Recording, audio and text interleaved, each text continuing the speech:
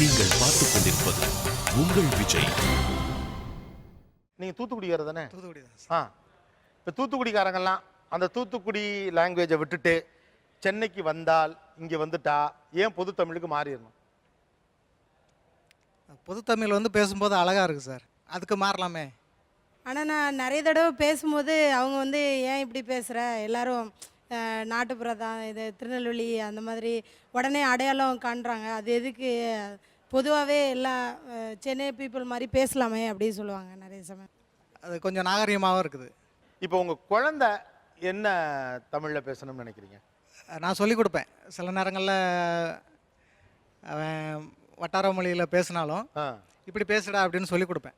அப்படியே வளர்த்துறணும் அந்த மாதிரி. ஏன் உங்கள் குழந்தை வட்டார மொழியில் பேசக்கூடாதுன்னு நினைக்கிறீங்க? அதான் இப்போ எனக்கு அது கொஞ்சம் நாகரிகமாக படுது.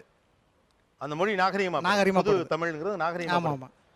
உங்கள் மொழி நாகரிகம் இல்லைங்கிறத அவர் வேற மாதிரி சொல்கிறார். 30 வருஷமாக நம்ம வந்து நம்ம பாஷையில் தான் சார் பேசிட்டு வரோம். சென்னைக்கு வந்து 4 வருஷம் தான் ஆகுது. திடீர்னு இந்த பாஷைக்கு மாறுன்னா எப்படி சார் நம்ம மாற முடியும்? இப்போ சில நேரங்களில் எப்படி பேசுவோன்னா எனலும்பா. எனல் எனல்னு சொல்லக்கூடாது, நிழல்னு சொல்லலாம். அப்படி தான் சொல்லணும். அதுதான் அழகாக இருக்குது. சொல்லலாம் சார், நான் சொல்லியிருக்கேன், சில சமயம் சொல்லியிருக்கேன். ஆனால் டக்குன்னு பேசும்போது அதான் சார் வருது. அப்புறம் எப்படி மாற்றுறது? அப்புறம் மெரம்பா, அது நுரைன்னு தான் சொல்லணும். நமக்கான்னு சொல்லுவா. நமக்க பேனா யாருடையது அப்படின்னு கேட்டோம்னா நமக்கா அப்படின்பா. அப்படி சொல்லக்கூடாது, இது என்னுடையது அப்படின்னு சொல்லணும். என்னுடையதுன்னு சொல்லணும். வேற அப்புறம் வள்ளிசா அப்படின்பா. வள்ளிசா அப்படின்னா அதுக்கு என்ன அர்த்தம்னா சுத்தமாக காலி ஆயிடுச்சு அப்படிங்கிறது. அதாவது இவங்க அடிக்கடி சொல்லுவாங்க, என்ன சொத்தலன்னு சொல்லி செத்த ஓலை அப்படிங்கிற மாதிரிலாம் பேசுகிற, இது நல்லா இல்லை. அதுக்கு என்ன அர்த்தம் அப்படின்னா கொஞ்சம் கொஞ்சம் செத்தோலை கொஞ்சமாக கொடுக்கறதுக்கு பதிலா அதை செத்தோலைங்கிறத மாற்றிட்டு கொஞ்சமாக கொடுங்க, கொஞ்சமாக எடுத்துங்க, அப்படி பேசுங்க. அப்படி பேசுனா கொஞ்சம் அழகாக இருக்கும். 4 பேர் மத்தியில் பேசும்போது நல்லாயிருக்கும்.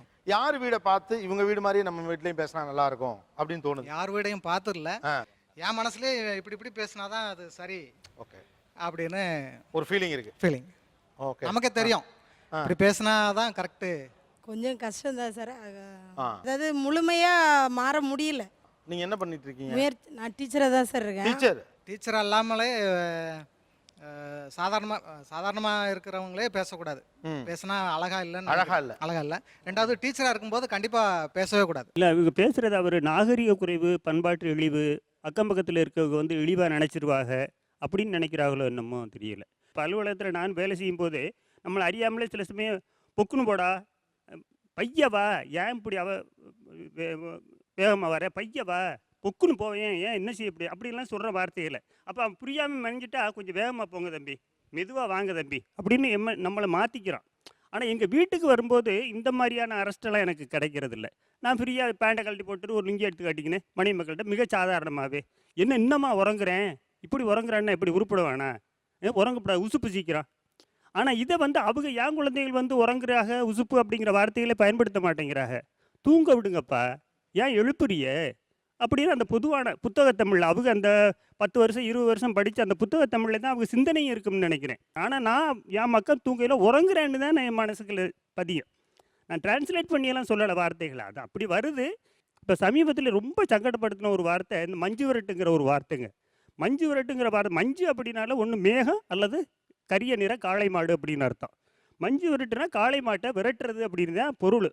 ஆனால் இப்போ இன்னொரு வார்த்தை இந்த உலகமயமாக்கல் மாதிரி இந்த தமிழ்மயமாகிருச்சு, ஜல்லிக்கட்டு அப்படின்னு. இந்த ஜல்லிங்கிற வார்த்தை எங்கேருந்து வந்துச்சுன்னு தெரியல. ஜல்லியே எப்படி கட்ட முடியும்? இப்போ சேவல் கட்டுன்னு இருக்கு, சேவலுக்கு ஒரு கத்தியை கட்டுற சேவல் கட்டு. இது மஞ்சு விரட்டி தான் பிடிக்கிறது, விரட்டி தான் பிடிக்கும். அதில் கயர் இருக்கக்கூடாது, மூக்கில் கயர் இருக்கக்கூடாது, கழுத்தில் கயர் இருக்கக்கூடாது. அதே மாதிரி எருது கட்டும் போது அதை கட்டி பிடிக்கிறது, எருதுகளை கட்டி பிடிக்கிறது, அதிலே பொருள் இருக்கும். எல்லா ஒரு வார்த்தைக்குமே பொருள் இருத்து அப்படித்தான் உபயோகப்படுத்துவாங்க. பெரிய அறிவுள்ளவங்க அப்படிதான் வார்த்தையை வச்சிருப்பா. இப்போ இந்த அம்மாங்கிற வார்த்தை இப்போ எல்லா வீடுகள்லையுமே அட்னக்கால் போட்டு உட்காந்துருச்சு. அம்மானு தான் சொல்கிறாங்க. ஆத்தான்னு சொன்னால் அது கொஞ்சம் அசிங்கம்னு நினைக்கிறேன். என் பிள்ளைல அம்மானு தான் சொல்கிறாங்க, ஐயா அப்பான்னு தான் சொல்கிறாங்க. ஆனால் இந்த அம்மாங்கிற வார்த்தை தொல்காப்பியத்தில், சிலப்பதிகாரத்தில், திருக்குறளில், 8 தொகை 10 பாட்டில், சிலப்பதிகாரத்தில், அடுக்கு படிமேகலையில், சிவகசிந்தாமணியில், கம்பனில் எங்கேயுமே கிடையாதுங்க.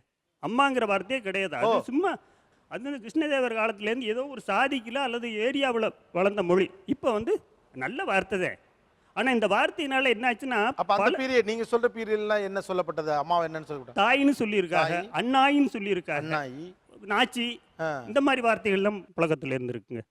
ஐயா சொல்கிற மாதிரி அம்மான்ற வார்த்தை வந்து ஒரு ஜாதியினுடைய அழுத்தம் தான். எந்த காலத்தில் அம்மானுங்கிறது கிடையாது. ஆயம்மா, அண்ணாயம்மா, ஐயம்மா, ஆத்தான்னு சொல்லுவான். இப்போ ஐயாம்மா, அப்பச்சிம்மா, அத்தான்னா. இப்போ முஸ்லீமுங்க தான் அத்தாங்கிற வச்சுருக்காங்க, இஸ்லாமிய தான் வச்சுருக்காங்க. அப்படிலாம் இருந்தும் கூட நீங்கள் வட்டார வழக்கை கையில் வைத்துக் கொள்ள வேண்டும். சென்னைக்கு வந்தாலும் சரி, எங்க இருந்தாலும் சரி, அதை விட முடியாது அப்படின்னு நீங்க சொல்றதுக்கு என்ன காரணம்? வட்டார வழக்கில் பேசினா எனக்கு வந்து நான் என்னோட ஒரிஜினாலிட்டி விட்டு தர முடியாது. அதில் வந்து உயிர் இருக்குது சார். கண்டிப்பாக ஒரு செய்தியாக சொல்லணுமா, என் வட்டார வழக்கில் சொன்னால் அதில் ஒரு உயிர் இருக்குன்னு அர்த்தம் எனக்கு. பொது தமிழ்ங்கிறது ஒரு டிப்ளமேட்டிக் ஸ்பீச். நான் ஒரு பொது இடத்துல பேசுகிறேன், நீயா நானா கோபிநாத் பொது தமிழில் தான் பேசணும், எல்லாருக்கும் புரியணும். ஆனால் நான் இங்கே தானே இருக்கிறேன், எனக்கு என்னத்துக்கு பொது தமிழ்? நான் ஒரு ஐஏஎஸ் ஆஃபீஸர் ஆகி நான் ஒரு ஸ்பீச் கொடுக்கும்போது நான் பொது தமிழ் பேசிக்கிறேன். நான் இங்கே தான் இருக்கேன், ரோட்லாம் பைக் வச்சு சுற்றினுக்கிறேன், நான் தமிழே பேசிட்டு போகிறேன், நான் என் பாசையை பேசிட்டு போயிடுறேன். அதுக்கு எதுக்கு நான் அவங்களை நோக்கி நகரணும்னு தான் கேட்குறேன். நான் இங்கே தான் இருக்கேன், டீ கடையில் இருக்கேன், நான் டீ குடிக்கிறேன், நான் இங்கே தான் இருக்கேன், எங்கே போக மாட்டேன். எவ்வளோ நாள் தான் நீங்கள் அப்படியே இருப்பீங்க? நீங்கள் எப்படியோ ஒரு வேலைக்கு போகணும், சம்பாதிக்கணும், அப்படியே பண்ணணும். நீங்கள் அதுக்கு நீங்கள் பொது தமிழை பேசி தான் ஆகணும். நீங்கள் அவங்க இடத்துல போய்ட்டு நீங்கள் இப்படி பேசினா அவங்க ஏற்றுப்பாங்களா? அதை உங்கள் சஜஷன் வந்து அவங்க எடுக்க மாட்டாங்க, அவங்க புரியாது. நீங்கள் பேசுறது வந்து கொஞ்சம் லோக்கலாக மாதிரி ஃபீல் பண்ணுவாங்க. இப்போ இங்கே நீங்கள் பேசுறீங்க local, high class, middle class எல்லாம் இல்லை கேட்குறேன். இதில் என்ன low class, high class, middle class எல்லாம் ஒரே கிளாஸ் தாங்க. நீங்கள் எங்கள் லாங்குவேஜ் ஒருத்தர் வந்து மேடம் வந்து திருநெல்வேலி பாஷை பேசுகிறாங்கன்னா அதுவும் தமிழ் தான், எனக்கு புரிய தான் போகுது. எனக்கு புரியாத வார்த்தையை நான் கேட்டுக்கு போகிறேன். ஒரு குழந்தை பிறகுதுன்னா பிறக்கும்போது தமிழோட பிறந்ததா இல்லையே? அது பிறக்கும்போது ஒரு வார்த்தையை கேட்குது, அர்த்தம் புரிஞ்சுக்குது. அவங்ககிட்ட கேட்டு நான் அர்த்தம் புரிஞ்சுக்க போகிறேன், என்கிட்ட கேட்டு நீங்கள் அர்த்தம் புரிஞ்சுக்காங்க. நீங்கள் அர்த்தம் புரிஞ்சு இதில் என்ன இருக்கு போகுதுன்னு தான் கேட்குறேன். நான் என் பாஷையில் பேசுறதுல என்ன பிரச்சனை? எனக்கு புரியலைன்னா உங்ககிட்ட கேட்குறேன், உனக்கு புரியல நீ எங்கிட்ட கேளு, அவ்வளோதானே முடிஞ்சு போச்சு. இதே இவ்வளோ பெரிய விஷயமா நீங்கள் ஒரு மொழியவே மாற்ற சொல்லிங்க, அந்த பண்ணிட்டு கொடுங்க. எல்லா இடத்துலையும் இப்போ தேவைப்படுறது. ஏன்னா எல்லாருமே இப்போ வேகமாக பேசணும், சுருக்கமாக பேசணும், குயிக் கம்யூனிகேஷன் இம்பார்ட்டன்ட்னு நினைக்கிறாங்க. அந்த இடத்துல நீங்கள் சொல்கிறது சரி, நான் எனக்கு தெரியாத உங்ககிட்ட கேட்குறேன், உங்கள் மொழி எனக்கு நான் பேசுறது புரியாது, நீங்கள் என்கிட்ட கேட்கணும். ஆனால் அதுக்கு கூட யாரும் தயாராக இல்லை, நேரம் ஒதுக்கிறதுக்கு தயாராக இல்லை. அதுக்கு வேகமாக கேட்டு போங்க, நீங்கள் எதுக்கு உங்கள் மொழியில் பேசுகிறீங்கன்னு கேட்குறாங்க. ஒதுக்கிறதுக்கு நீங்கள் என்ன அமெரிக்கன் பிரசிடென்ட்டா? இல்லை, இன்னைக்கு எஸ்எம்எஸ் வேர்டு ஷார்ட் ஆயிடுச்சு. மெயிலே FYKன்னு போட்டுறா, ஃபார் யுவர் கைண்ட் இன்ஃபர்மேஷன். எனக்கு ஸோ ஃபாஸ்ட் நீங்கள் சொல்கிறது வந்து எனக்கு ஒரு இடத்துல இது என்னன்னு தெரியலையே, அப்புறமா உங்களை திரும்ப கூப்பிட்டுலாம் கேட்டுட்டு இருக்க முடியாது. நான் தமிழை படிக்கிறதுக்கு நான் 12 வருஷமா படிச்சுட்டு இருக்கேன். நான் 12 வருஷம் அதில் ஸ்பெண்ட் பண்ணியிருக்கிறேன். ஒரு 2 வார்த்தை இந்தாண்ட அப்படின்னா இங்கே அப்படின்னு கேட்கறதுக்கு என்ன ஃப்ராக்ஷன் ஆஃப் செகண்ட். இதுக்கு போய் நான் தனியாக ஸ்பெண்ட் பண்ணி ஷெட்யூல் போட்டுலாம் வைக்கலாம் இருக்க முடியாது என்னால். அப்போ வட்டார மொழிகளை அழிச்சிடலான்றீங்களா? அடிச்சிடலாம் நான் சொல்ல வரல. உங்க வட்டார மொழி பேசுறவங்க கிட்ட நீங்க பேசுங்க, ஆனா பொது இடத்துல பொது மொழியை பேசுங்க. மேரேஜ் ஆகுறீங்க, தனியாக வந்து செட்டில் ஆகுறீங்க, உங்கள் ஹஸ்பண்டும் பொதுமொழி பேசிகிட்டு இருக்கிறவர், அப்படியே பொதுமொழி பேசி போயிட்டீங்க. உங்கள் குழந்தைகளுக்கு உங்கள் வட்டார மொழி தெரியுமா? அப்போ வட்டார மொழி அழிக்கப்படும் தானே அர்த்தம்? தேவையில்லை சார், அழியட்டும். அதனால் என்ன? இப்போது எல்லாத்தையும் நம்ம வந்து அடாப்ட் பண்ணிகிட்டு இருக்கோமா? இப்போது இவங்க சொல்கிறாங்க மொழியை மட்டும் நம்ம வந்து அழிஞ்சு போயிட்டோம், அழிஞ்சிட்டா விட்டுலாமா அப்படின்றாங்க. இருக்கிற எல்லாத்தையுமே நம்ம அந்த மாதிரி பண்ணிகிட்டு இருக்கோமா? நீங்கள் சொல்லுங்கள். நீங்கள் பழங்காலத்தில் யூஸ் பண்ண எல்லாத்தையுமே இப்போ அடாப்ட் பண்ணி கொண்டு போயிட்டே இருக்கீங்களா? தேவையில்லைன்னு சொல்கிறது வந்து புண்படுத்துகிற விதமாக இருக்குது. ஒரு வட்டார வழக்கு அழிஞ்சிட்டு போட்டும் நீங்கள் சொல்கிறது அவர் எனக்கு புண்படுத்தும்படியாக இருக்கிறதுன்னு அவர் சொல்கிறார். அதுக்கு உங்கள் பதில் என்ன? இல்லை, வட்டார வழக்குங்கிற இதில் வந்து முக்கியமாக அவங்களுக்கு ஒரு உறவுத்தன்மை ஏற்படுது. இப்போ ஒருத்தர் வந்து ஈஸியாக கம்யூனிகேட் பண்ணிக்கிறதுக்கு வட்டார வழக்கு வந்து ரொம்ப ஹெல்ப்ஃபுல்லாக இருக்குது. இப்போது இந்த வட்டார வழக்குங்கிறதே வந்து ஒவ்வொரு குழு சிறு அந்தந்த ஏரியாவில் பழகின அந்த வார்த்தைகள்லேருந்து தான் அந்த வழக்கு வந்து ஏற்பட்டிருக்கு. இப்போ எல்லாருமே அவங்களுடைய தொழில் நிமித்தமாக, வேலை நிமித்தமாக அதே இடத்துல இருக்கிறது இல்லை. அதுதான் பெரிய பிரச்சனையே. இப்போ என்னென்னா, ஒரு வேலை 50 பேர் 100 பேர் இருக்கிற இடத்துல ஒருத்தர் அவர் ஒரு வட்டாரத்துலேருந்து இந்த வட்டாரத்துக்கு வந்துட்டாருன்னு வைங்களேன், அவருடைய வட்டாரம் மொழி வந்து இந்த வட்டாரத்தில் இருக்கிறவங்களுக்கு வந்து ஒரு பிரிவினையை ஏற்படுத்துது. அது வந்து இந்த லோக்கலாக இருக்கிறவங்களுக்கு வந்து அது ஒரு பாதுகாப்பு உணர்ச்சி தரலாம், அவருக்கு ஒரு பாதுகாப்பின்மையை ஏற்படுத்துது. இப்போ என்ன மாதிரி ஆள் வந்து நான் வேற ஒரு இடத்துலேருந்து இந்த ஒரு இடத்துக்கு வந்திருக்கேன், இந்த ஒரு பர்டிகுலர் இடத்துல ஒரு 20 வருஷமாக இருக்கும்போது அவங்க பேசுனது வந்து நான் வந்து அந்த இடத்த சார்ந்த ஆள் இல்லை. ஸோ அப்படி இருக்கும்போது நான் வந்து நோமேன் லேண்டில் இருக்கிற மாதிரி ஒரு ஃபீல் வருது. அது எனக்கு ஒரு பாதுகாப்பின்மையை ஏற்படுத்துது. ஸோ இப்படி தான் ஒவ்வொருத்தரும் ஒவ்வொரு இடத்துக்கும் மாறி மாறி மாறி மாறி போகிற இது வந்து தான் இருக்குது. இப்போ பழைய மாதிரி யாருமே அவங்களுடைய சொந்த நிலத்தில் விவசாயம் பண்ணிவிட்டு அங்கேயே தொழில் இருந்துட்டு இருக்கிற மாதிரி சூழ்நிலை இல்லாத போது பொது தமிழுக்கு மாறுறது தான் நல்ல விஷயம்னு நான் நினைக்கிறேன். நானும் ஒரு 4-5 மாவட்டங்கள் தாண்டி மாநிலங்கள் தாண்டி வேலை பார்த்துட்டு வந்திருக்கேன். நான் மும்பையில் லாஸ்ட் இயர் ஒர்க் பண்ணேன். அதனால் வந்து நாங்கள் மொழியை மாற்றிக்கிட்டோன்னு சொல்ல முடியாது. உண்மையிலேயே சொல்லப்போனால் என்னுடைய மனதில் தோணக்கூடிய எண்ணங்கள் எல்லாம் நான் சின்ன வயசில் கற்றுக்கிட்ட வட்டார மொழிகளில் தான் வருது. அதை ட்ரான்ஸ்லேட் பண்ணி தான் நான் பேசிக்கிட்டு இருக்கேன். அதையே ட்ரான்ஸ்லேட் பண்ணி வீட்டிலே வந்து அந்த ரன் பண்ணிக்கிட்டே என்னை டயர்டாக்க விரும்பலை. என் வீட்டில் எனக்கு மனசில் என்ன தோணுதோ அதை பேசணும்னு ஆசைப்பட்றேன். அதை பெற்றோர்கள் அவர் தடுக்கிறேன்றாரு. நாளைக்கு நான் மாறி போயிருந்தேன்னா என் பையனுக்கு அது போயே சேராது.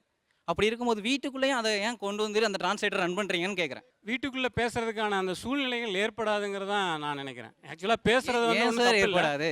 வீட்டில் இல்ல, நம்ம நான் என்ன சொல்றேன்னா, அந்த சாப்பிட்றோம். ஒவ்வொரு விஷயங்கள் வேலை செய்யறது சார்ந்து, இப்போ நீ அந்த வேலையை எடுத்து வை, அந்த சொம்பு எடுத்து வை, இந்த இந்த அண்டாவை எடுத்துட்டு வா, இந்த இதில் தண்ணி மோந்து வை, இதை நீ அவனை பார்த்துட்டியா, இப்படிங்கிறதெல்லாம் வந்து நாம் வந்து வலுவிக்க நம்ம பேச மாட்டோம். இப்போ நம்மளுடைய பேச்சு வழக்கிலேயே வந்து பொதுத்தமிழ் அதிகமாக வரும்போது அதனுடைய பயன்பாடு தான் வீட்டுக்குள்ளேயும் அதிகமாக இருக்குது. வீட்டுக்குள்ளே என்ன பேசுகிறோமோ அதுதான் வெளியில் பேசுகிறோமா நான் நினைக்கிறேன். நீங்கள் சொல்கிற மாதிரி வட்டார மொழிகள் மெல்ல சாகிறது, அது ஓகே. அதை ஏன் ஃபோர்ஸ் பண்ணி சாக வைக்கிறீங்கன்னு தான் கேட்குறேன்.